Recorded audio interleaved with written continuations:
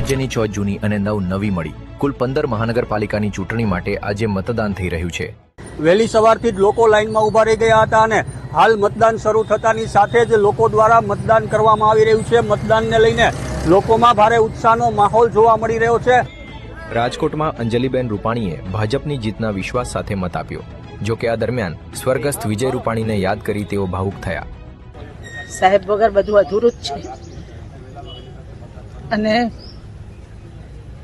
પહેલીવાર લગ્ન પછી પહેલીવાર મતદાન એકલી કરી રહી છું। રંગીલા રાજકોટવાસીઓ લોકશાહીના આ પર્વને પણ મન ભરીને માણતા જોવા મળ્યા।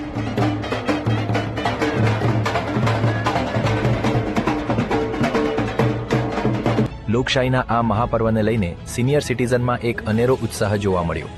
નૈતિક ફરજ છે, જવાબદારી છે, સરકારનો